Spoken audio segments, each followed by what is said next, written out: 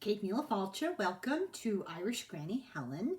It's time for our Saturday book, and we are rapidly approaching the final chapters of The Real Marilyn Monroe by Larry Jordan, debunking the myths and revealing intimate new details of her life and death. Video 18. This is quite a story. I've heard from a lot of you, and people are absolutely blown away by this story. I would have to agree.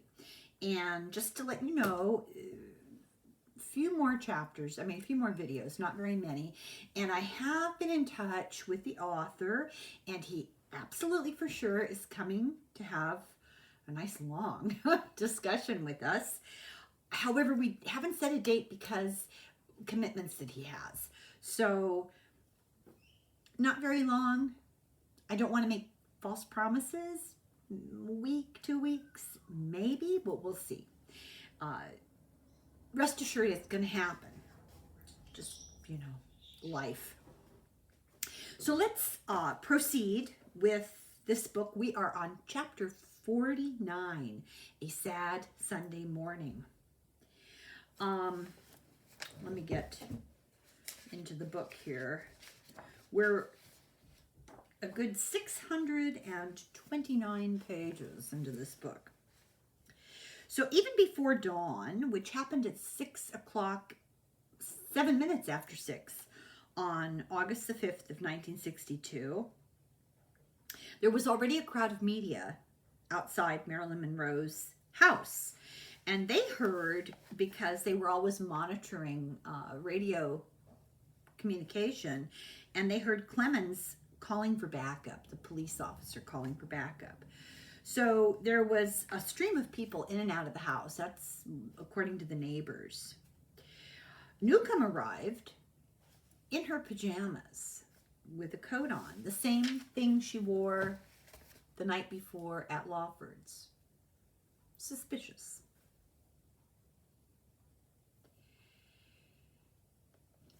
Let's see here. Read my handwriting.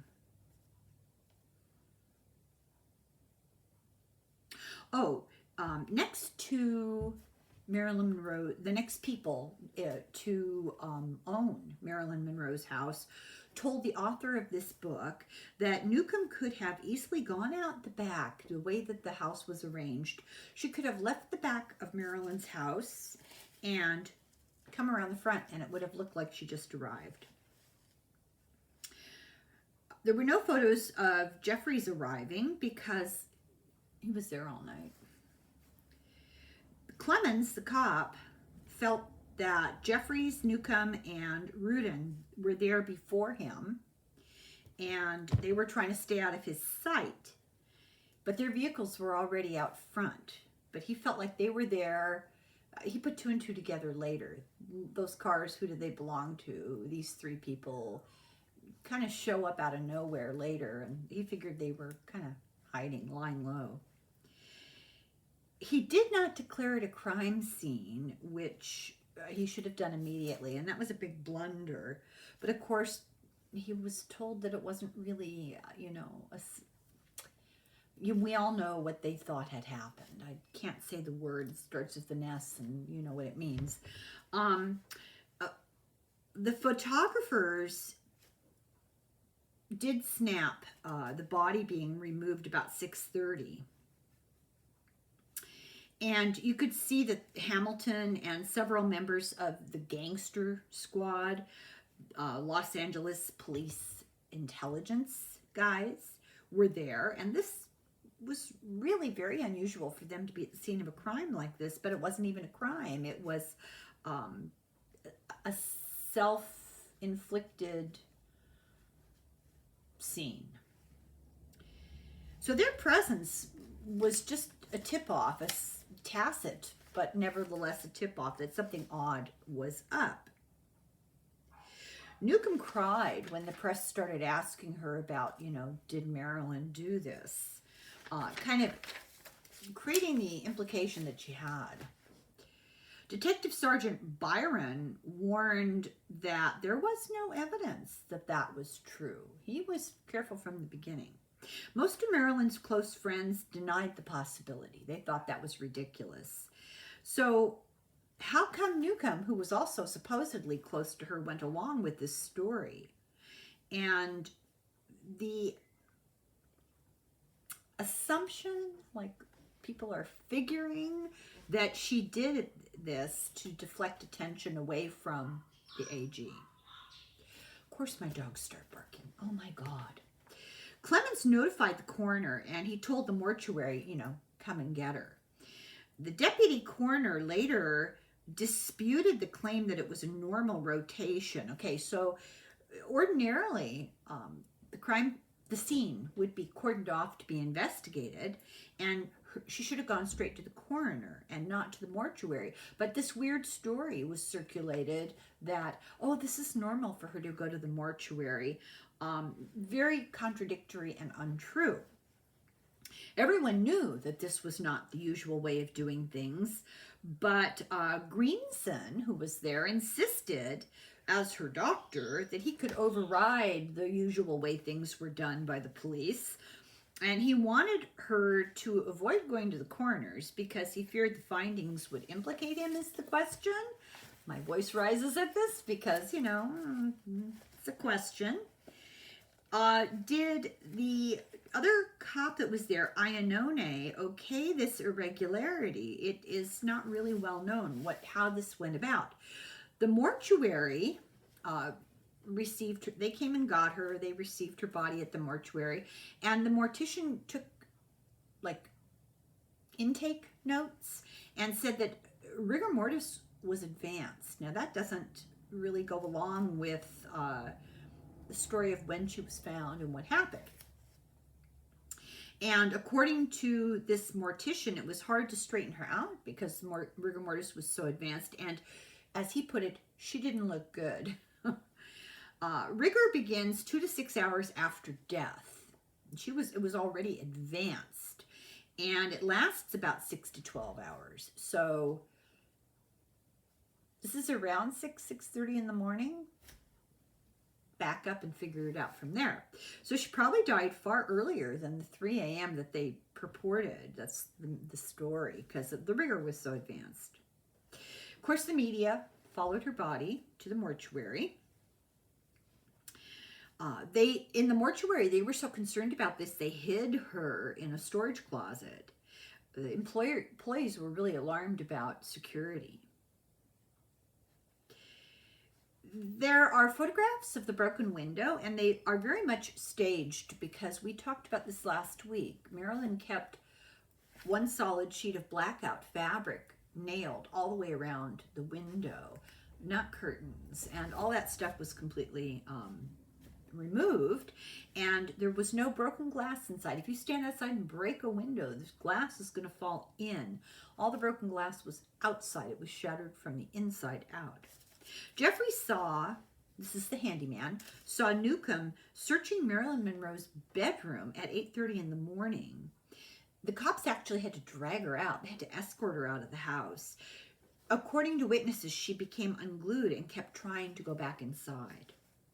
Murray later wrote a book. This is Eunice Murray, the housekeeper, later wrote a book and said the police had to practically forcibly evict Newcomb. When Eunice left, they said that she fled like it was the scene of a bank robbery. There's a photo of her getting into the car, and her expression on her face, according to other people who looked at the picture, said that it was alarmingly weird smile on her face. I don't know what I think of the picture. You'd have to know her to really have an impression about it, I think. This is very sad. Marilyn's little dog, Moff, was taken by Sinatra's secretary, but then soon got run over and killed. It was so sad. There's a picture of them carrying the dog out of the house, and the poor dog truly looks traumatized. I don't think I'm extrapolating there. Engelberg left to go play tennis because he was really broken up. And many in Hollywood suspected Greenson and Engelberg right away, without knowing any details. They already suspected them. And a group confronted Engelberg at the tennis place, at the tennis club. They were so angry. It was like a little mob of tennis players went after him. In the morning, the coroner's aide was puzzled that there was no body yet. What's going on? And they called the police, and they were told that she was at the mortuary. So the police report said that Lawford had released her body to the mortuary at the house, which means Lawford was at the house. And he was never questioned until 1975.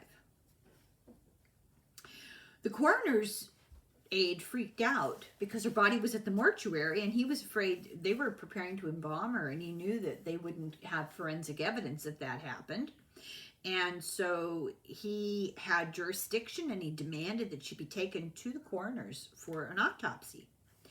It's likely, now this is an assumption, this is alleged, we'll just say, that Greenson hoped that a quick embalming would mean that there was no blood, and they wouldn't have to mess with evidence like blood evidence and toxicology in her stomach and stuff like that. Legally, the chain of evidence now had been broken because her body was out of police hands and at the mortuary. There's a photo taken August 7th of her sister Bernice and Guy Hockett from the mortuary being given a bag from the coroner's office, and the big question is, what was that all about? I won't show you the picture of the dog, it's too sad. What was in that bag? Lionel Grandison claimed that Bob Dumbacher retrieved from Marilyn's house a personal phone book and a diary. Norman Jeffrey said he witnessed Eunice hand Marilyn's diary over to a representative of the coroner's office. Big question marks. Nobody knows for sure. Very strange. Let's see, where am I? So Joe DiMaggio was notified by Engelberg, and he flew immediately to Los Angeles, and he went into seclusion. Okay, now we're on chapter 50. The deck is stacked against Marilyn Monroe. There was an inquiry, and it was pretty much a farce. It deliberately was a farce. Her doctors, hang on. It seems like, allegedly, her doctors gave her deadly drugs that were the cause of her death. And it's not usual for law enforcement to be processing all of this. The coroner should have been. What they should have been doing is looking at these doctors as prime suspects, and they weren't. They were taking their clues from the doctors to make conclusions. That isn't the way it should have gone if it had been an appropriate investigation. They were there at the house hours before the cops were notified she was dead. The crime scene was obviously staged. The body had obviously been moved. I mean, there's physical evidence of lividity that she'd been moved. All the people that were there were really evasive and didn't want to speak to the cops, and then made contradictory statements, contradicted themselves and contradicted each other. So why wasn't this a criminal investigation? A higher up squashed it, and the outcome was predetermined. That really is the only conclusion that can be reached. If the mafia did it, would they have been able to orchestrate such a cover-up with the police? That's a really good question. If Murray and Greenson did it themselves, would anyone have covered for them the way it was covered up with, the mortuary and the coroner and everything? There's evidence of collusion to suppress the truth on the part of the chief of Chief Parker, the coroner, Curfew. So who are they protecting? The LAPD, William Parker, this is really making a statement. He was not a man of integrity. He got his job as chief through blackmail. Norman Chandler from the LA Times, this publisher from the LA Times, he wanted Thad Brown to be chief. A little aside story here. When I went to college, my roommate's best friend was the granddaughter of Dorothy Chandler. Dorothy Chandler, I don't know if she was married to Norman Chandler or the daughter of Norman Chandler. I'm not sure about which generation. But Dorothy Chandler Pavilion, you know, the big show place in LA. Yeah. I won't say more. Anyway, Norman Chandler from the LA Times wanted Thad Brown to be chief.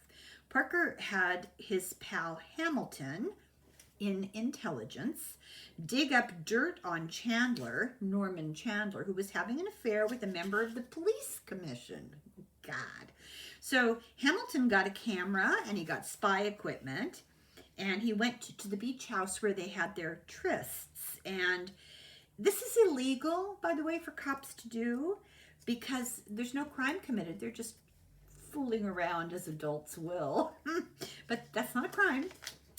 Hamilton and Parker confronted Chandler with the secret film that they took, and his female lover, I hate that word, mysteriously died shortly thereafter.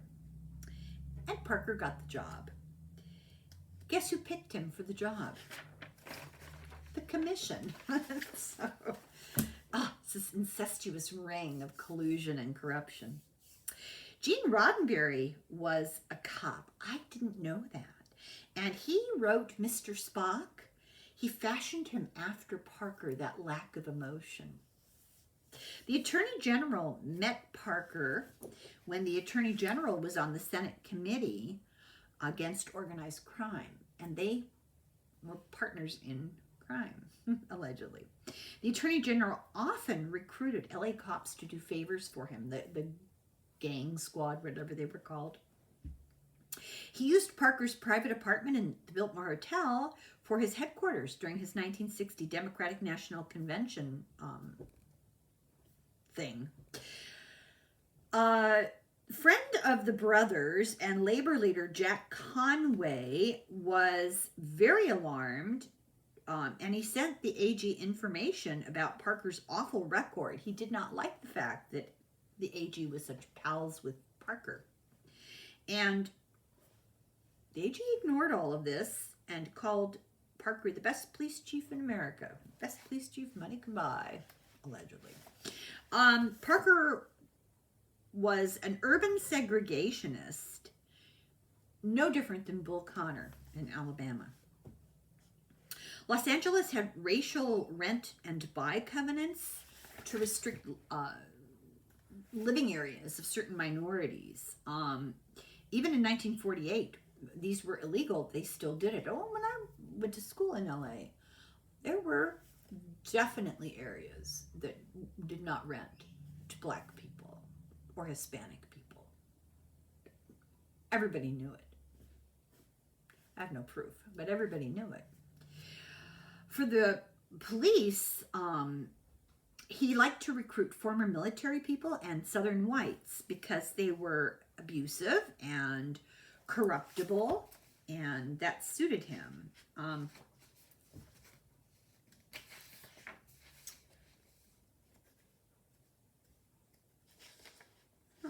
forgot to mark it here, so it must have been a lie. Oh well.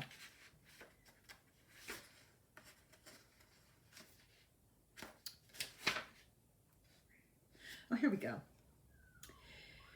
He liked Southern white males who had a certain racial view of the world, and he put them in the streets of Los Angeles. The mentality was pervasive and abusive and corrupt to its very core. They beat minorities, assaulted women, and were governed by fear and they did govern by fear and intimidation. The AG, who was supposedly such a champion of civil rights, thought Parker was swell. Astonishing.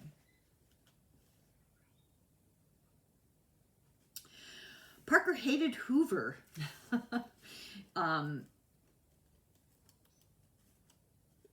He thought that the FBI and Hoover were too to pursue civil rights violations.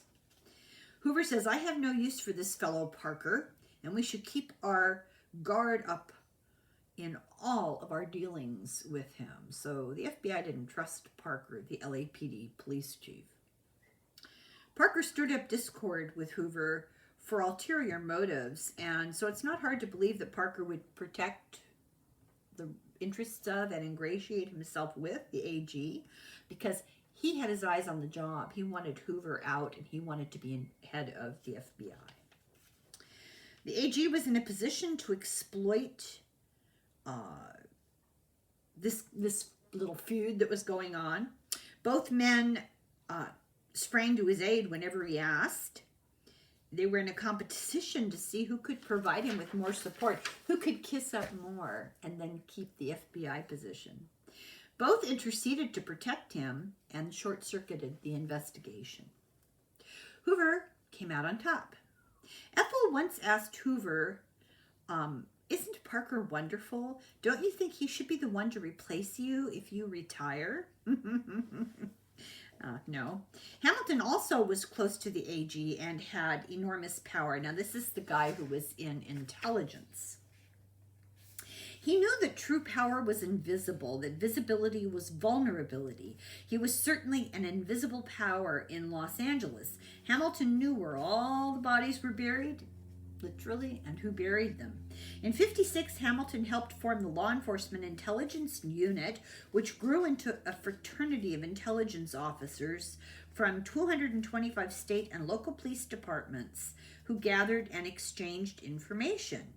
A 3-year 1973 New York Times study revealed that the quasi-private organization was collecting information and misinformation on law-abiding citizens and violating constitutional rights. They were conducting political surveillance and blacklisting people.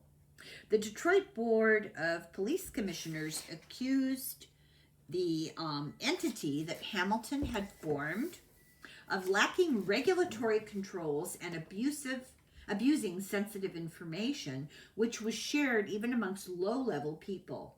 Although the unit's members were public officials, the organization was registered as a private, tax-exempt, charitable entity, and as such, not subject to public disclosure laws. Sam Yorty, who later became mayor of LA, said Hamilton's intelligence division was Parker's version of the FBI. He believed he was the man who would one day succeed Hoover, and the brothers led Parker to believe that he was their choice.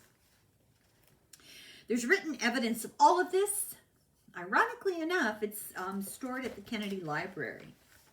D.A. McKesson failed to open an investigation, so that's where his sympathies lay. Jay Minor, from McKesson's office, attended the autopsy and raised many questions in a detailed memo, but it disappeared. McKesson dismissed the neighbors' sightings of the AG. 20 years later, new investigation was done by the DA, and when they went to do it, they could find no files. The files had all disappeared. They're rumored to be hidden in an off-site police storage space. Thomas Noguchi, the coroner, did the autopsy. He was relatively new. He was inexperienced, a deputy medical examiner. And the question here is, this was hugely high profile. Why didn't the full coroner do it? Noguchi became known as the coroner to the stars. He was vulnerable to manipulation because of his relatively low status, and he would have been a convenient scapegoat if needed. He later got the medical examiner job and was, after that, suspended for mishandling the office and sensationalizing celebrity deaths. He was accused of taking drugs, of needing psychiatric care, of being inappropriate with females, being a poor manager and a bully, and he was fired.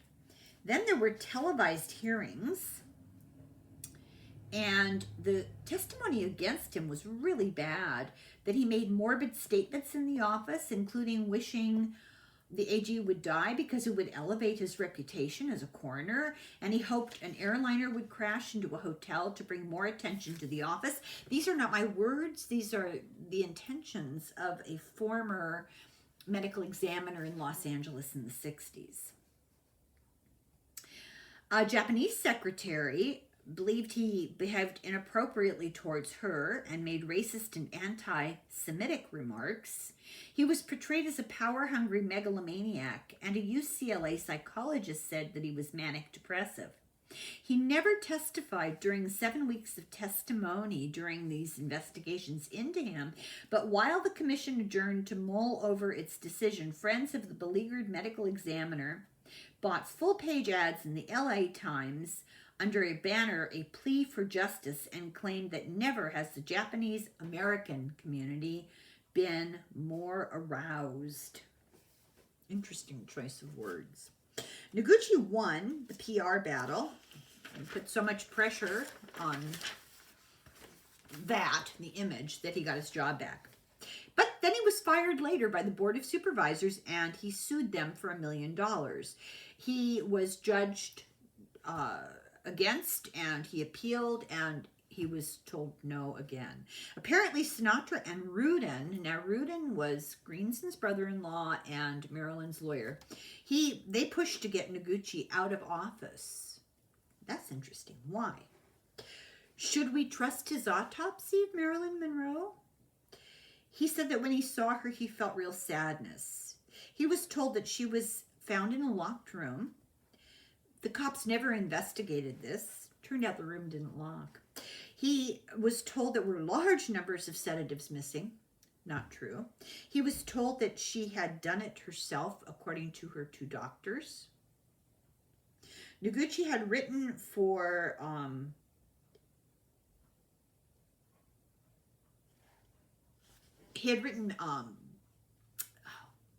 like a curriculum, I think, or a book or something for students. And he said that you should always approach, in this book, his advice to those learning his job was that you should always approach these cases with suspicion. He didn't take his own advice. The true cause of her death may be masked.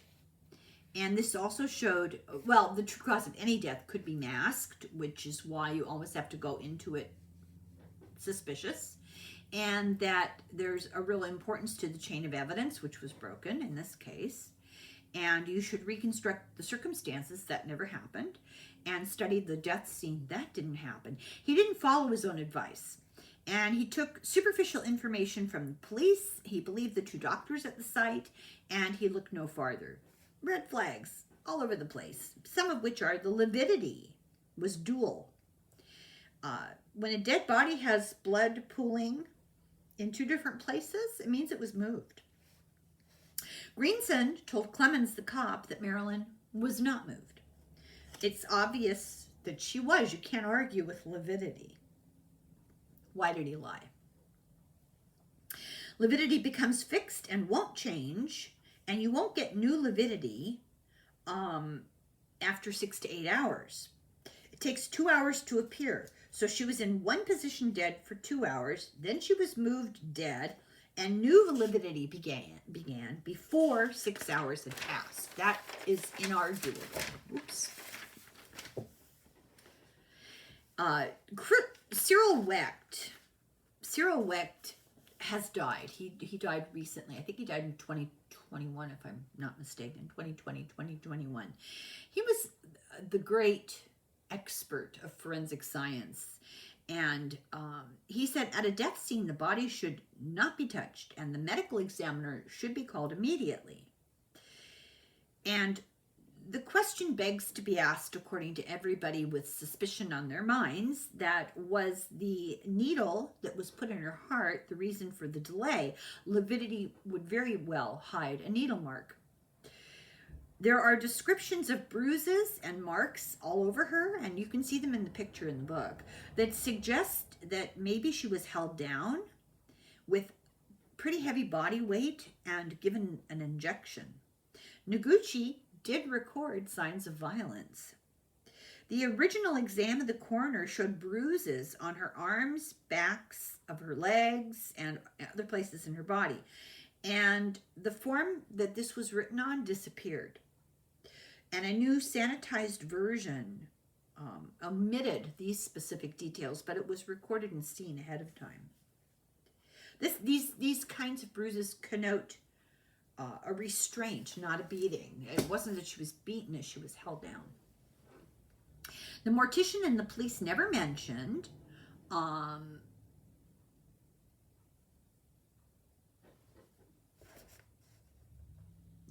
they never mentioned her body temperature and the fact that she was stiff. Was she cold and stiff or warm and stiff? This would indicate time of death. They never mentioned it. Greenson and Englethorpe didn't say it. They never mentioned it. The cops wrote 3:35 in the morning. It was kind of a random time. It's when they were called. It's not the time of death. When they got there, she was already in rigor. There's a photo of her lying on her left side of her cheek, but the right side has the most lividity. So her head was moved. So it was staged. I mean, she was moved. It's inarguable.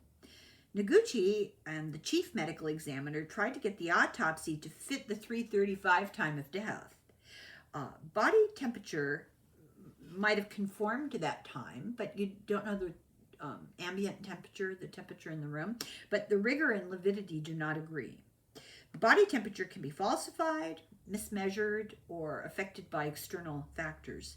Rigor and lividity are inarguable. The Y incision that was made for the autopsy probably destroyed the chest needle mark. Cyril Wecht is called the godfather of forensic pathology. And he dismissed the importance of the finding the needle mark or not finding the needle mark. This is a quote. Injection would not necessarily show, even with Noguchi going over every inch, if it was done with a very fine needle and hidden in the hair. Wecht even questioned, is it possible to achieve as high of a level of barbiturates in her blood solely through the stomach, as ultimately was alleged to have happened. He postulated her death could have been precipitated by oral intake and also someone giving her a hot shot. That means a deadly shot. Too much. And Larry Jordan actually spoke with Cyril Wecht until he died. He died in 2024, not that long ago. We are going to have to ask about it because that's kind of like he's the rock star of forensic medicine. Noguchi agreed that needle marks are often very elusive and very easy to miss. Marilyn got regular shots. That's the other thing. If they didn't find needle marks, what about the shots that the doctors admitted giving her that day? What about the doctor that the neighbors saw going in with a bag with the AG? Greenson gave shots often, and Engelberg gave her a shot on August the 3rd. They found no needle mark for that. The mortuary guys said that she had punctures under her arm. And I guess this is very common for celebrities because it hides the marks in film and such. They say that Noguchi saw it and didn't record it. They believed that she'd been murdered and that she looked ghastly. This is the mortuary people. And the mortuary people said it looked like she'd been murdered to keep her quiet. So, I mean, they see a lot of dead people. So the smoking gun was the level of drugs in her system. It indicated a massive ingestion of pills, yet there was no trace anywhere in her or in the room, not even microscopically, of the oral ingestion of pills. None was found at all.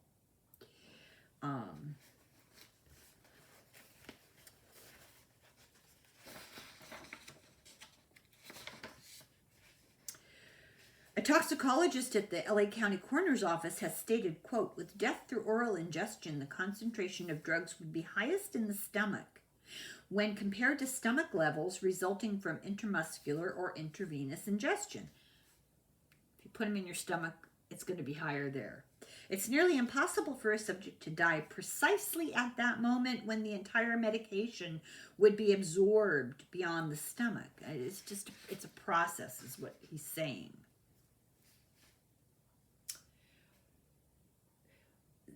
In an autopsy, every autopsy at the death caused by oral ingestion includes drug analysis of the stomach contents, and in every case, large concentrations to lesser amounts of the specific drug taken orally are found in the stomach. This doctor is quoted as saying, "In every case of a drug overdose through oral entry, I have always found drugs in the stomach." Her stomach was empty, nothing. Noguchi contradicted himself and this knowledge, and years later he said, "I never expected to find any traces, so why was he studying her with an electron microscope looking for traces if he didn't expect to find any traces?" He contradicted his own writings on the findings, like there was no dye from the pills. He called that, it would have been an important clue, but there was none. The toxicology lab neglected to examine or even to retain specimens of her intestine that would have provided vital forensic information. There was no evidence of an overdose, and they did notice, and this is unusual and not normal in an overdose, that part of her colon was congested and discolored, but it may have been a sign of something else. Curvey was forced to admit, "It is our presumed opinion that she died of sleeping pills, but we do not know what kind." A Hearst newspaper reporter, Floribel Muir, said in an article that was nationally distributed that Curvey said results of an autopsy, it's bad grammar, results was not conclusive. The results of an autopsy, the autopsy was not conclusive. It might take several days before it could be determined how she died. Curvey went on, "The only thing we know is that this is not a natural death." He carefully refrained from even suggesting that it was self-inflicted. A bottle of Nembutal, which had contained perhaps 40 to 50 pills only last Friday, was found empty among a mass of medicine bottles by her bedside. But of course, this was wrong. The prescription says clearly on the bottle that the total was 25. So Parker decided to let the coroner investigate, but not the police. There was no police investigation. Even when he learned that there was no evidence of pills, he still didn't treat it as a crime. His primary concern, protect the AG. They abandoned normal investigative procedure. They refused to interview witnesses. They didn't gather evidence. They didn't follow leads. His department never gave the coroner the investigation. Was never really appropriately investigated. In 1958, the coroner determination was overruled by the district attorney, and the responsibility of the coroner ends with the autopsy and goes to the police in charge. Yet in 1962, and this is what they had said at the time in 58, and when this death happened in 62, they contradicted themselves and the police gave it all to the coroner. So when it suits, the coroner doesn't have any jurisdiction. When it suits, the coroner has the only jurisdiction. That's essentially what happened. Sunday morning, her phone records were impounded by quote-unquote men in dark suits. An employee of the phone company said, "All hell's broken loose down here." The reporters are not the only ones interested in Marilyn Monroe's phone calls. These phone records were given to Hamilton, the LAPD intelligence. In 82, they were found in the garage of the deceased Thad Brown, Parker's successor. Go figure. Chapter 51, The World Reacts to Marilyn's Death. By the time of her death, her films grossed $200 million. In that time. Today, that would be $2 billion. The newspapers put out extras, and they would do an extra run of papers with headlines. Almost all said that she OD'd on sleeping pills. Almost all of them said the lie that it was purposeful. Headlines. Shockwave of sadness in aftermath of Marilyn's S. Famed screen star found dead in her locked bedroom. Not true. Marilyn's death believed deliberate from overdose of sleeping pills. 50 pills gone. Police seek S clue. Star's nude body found with hand-clutching phone. The Philadelphia News printed a banner headline on the front page, "Did Marilyn die for help too late?" On the same cover, in strange juxtaposition, was a headline reading, "Here's an intimate report on the lifetimes and fun of the First Lady's in-laws that'll make you say, oh, those Kennedy women." God, that's creepy. The most effective disinformation campaign is what we're looking at here, coordinated at the highest levels. Ralph Roberts, her close friend, recalled the morning of August 5th when the news came hurtling out at me from the car radio. Oh, God, what a way to find out. Marilyn Monroe has done it. Way of life as I knew it ended. Never for 1 second did I accept the statement that she had done it. I'm not at all certain that I can remember even a need to do so. Other countless thoughts, feelings, cries came crowding around, suffocating. Interesting choice of words, being the solitary that I am, I drove up the haunted mountain pass of Coldwater Canyon to the place I lived, seeking forgetfulness. Oh, and Jordan says, Ralph's use of the word suffocating may have had more significance than it first appears. Dean Martin was utterly shocked. He said, I can't believe it. I'm sure it was an accident. Gene Kelly and Paula Strasberg confirmed he'd spoken to the actress on the phone 3 days earlier. She was in excellent spirits, very happy, excited about her future projects. I just don't understand. Inez Melson said Marilyn didn't have the temperament to do this. Paula Strasberg commented, Marilyn had no worries at all. She explained that there were several lucrative offers on the table for her to star in TV, stage, and film productions. Arthur Miller said he was dreadfully shocked. He said, I don't think she would have done that.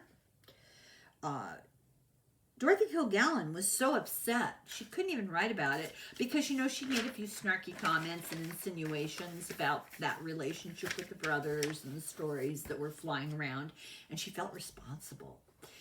She feared that her column drove Marilyn Monroe to do this. She was racked with guilt and she had to be hospitalized. She confronted the AG. She was convinced that the AG was the last one with Marilyn Monroe. Cukor was shocked and guilty. This is the director, shocked and felt guilty. Hedda Hopper said that she was surrounded by people who used her. Well, that's probably the most true thing Hedda Hopper ever said. Carl Sandburg and Lee Strasberg. Carl Sandburg said she thought herself too intelligent to do that. She told him that she was too intelligent to ever do that. She had a vitality, a readiness for humor. I saw no signs of despondency when I talked to her. She gave me the impression of happiness. Strasberg said she didn't do it. If it had been that, it would have happened in quite a different way. For one thing, she would not have done it without leaving a note. There are other reasons which cannot be discussed which make us certain she did not intend that. A mysterious young stranger wired $50 worth, which would have been $460 today, of roses with Elizabeth Barrett Browning's sonnet, How Do I Love Thee, to, the funeral home. She got lots of praise as an actress. Many were very emotional or unable to talk. Sinatra was too upset to perform. Eddie Fisher stepped in for him. It likely wasn't the mob. He was shocked. He would have probably known. Let's see.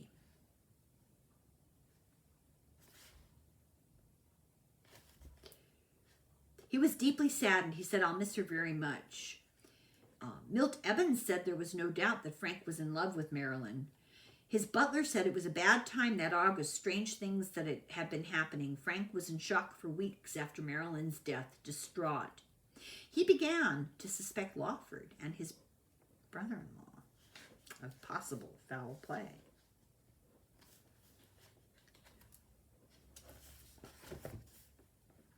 The AG secretary said that his reaction was, quote, "It's a shame she died so young. Now back to work." But he wasn't at work. He was in California, so his secretary lied about that. Why wasn't his reaction more emotional? He was at the ranch on Sunday, and the owner said, his name is Bates, he's fairly certain that Marilyn's death was not mentioned until Sunday evening. Asked if the AG displayed emotion, Bates said no, it was really taken rather lightly, as if it was just another Hollywood tragedy. It was discussed as sort of an amusing way. So he thought it was amusing that she had died? This is what eyewitnesses say. Was he feigning indifference? Was this a cover-up or a lack of emotion? It was cold-hearted. It seemed peculiar, inappropriate, and suspicious. She had sung to the older brother. She had visited his sister and brother-in-law often. She was close to Pat Lawford. John Bates of the ranch was close to the older brother and had been offered but declined to be the assistant AG. Their niece said the atmosphere at Hyannis was strange, like a wake, but with a strange silence. Oddly, a lot of things were off schedule around them. On a Sunday, the older brother released a press release, which is unusual, about safety standards for prescription drugs. Was he trying to sort of reinforce the public belief that all those pills, right? Kind of a subtle misdirection. But he never mentioned her by name. Never said anything in honor of her, even though she sang to him. It's described as paranoid, cowardly, despicable to ignore her death. Walter Winchell said,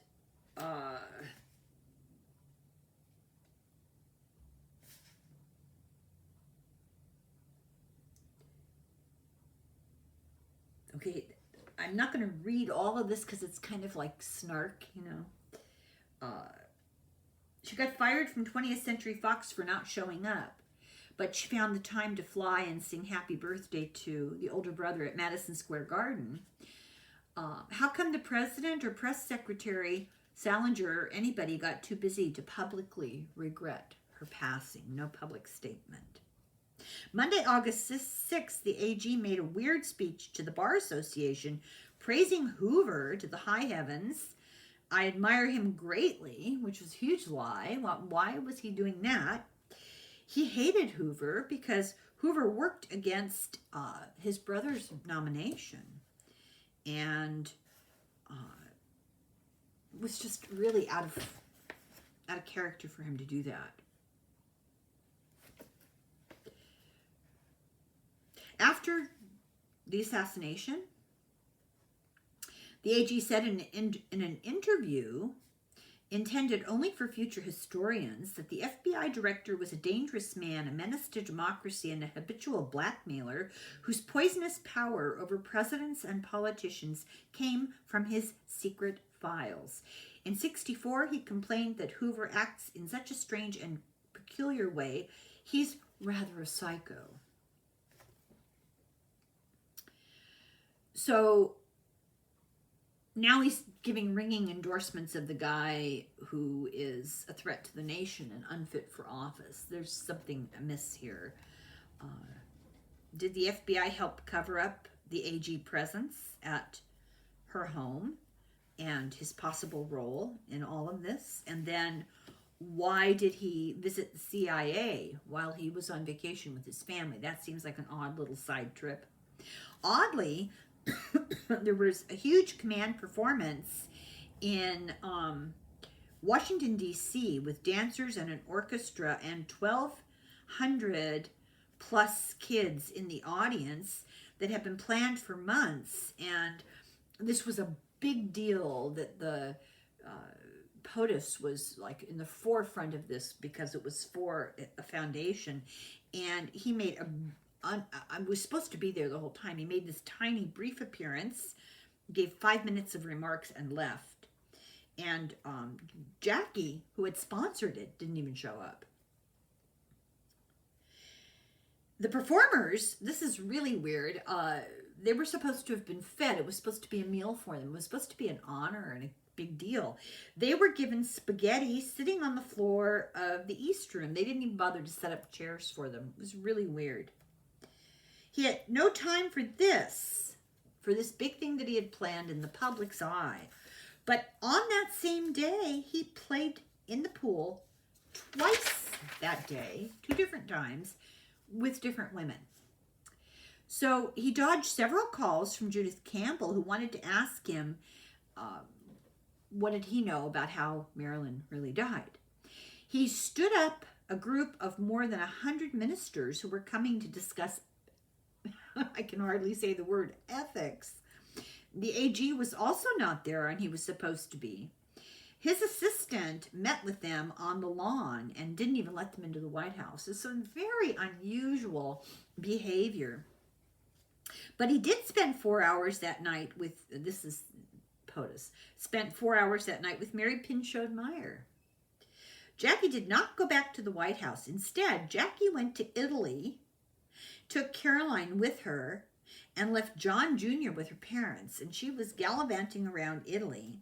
She definitely looked like a woman who was leaving her husband and taking the kids. And when in Italy, she sent her Secret Service guys to swim out from the boat they were on to 40 paparazzi who were in a boat a little distance away to invite them to take pictures of her, which she posed for in a swimsuit.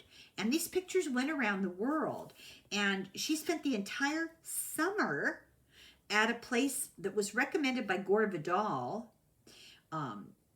His ex-stepfather was her present stepfather, Hugh Auchincloss. So he was kind of like her, I don't know, former stepbrother? It's kind of weird. Anyway, novelist Vidal, known for his acerbic wit, commented, "Old Joe and the bros, they were corrupt, every one of them, and involved with the mafia.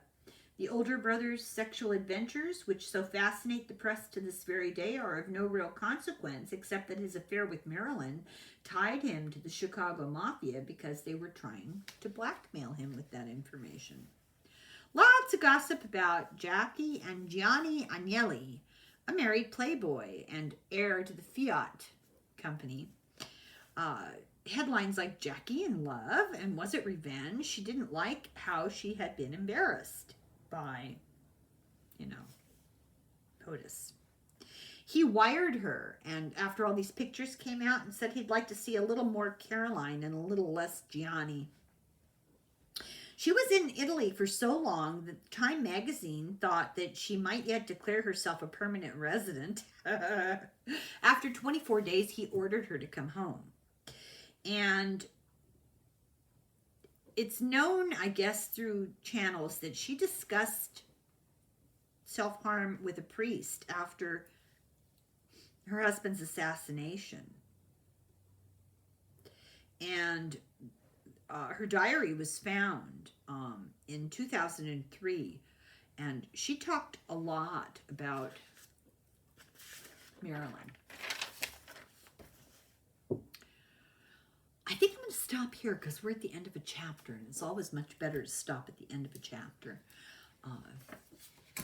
This is such a messy story. It's just so, so sad. So this is the end of number 18. And we will continue with 19 here in a minute. Thank you very much for watching. Slongafoil.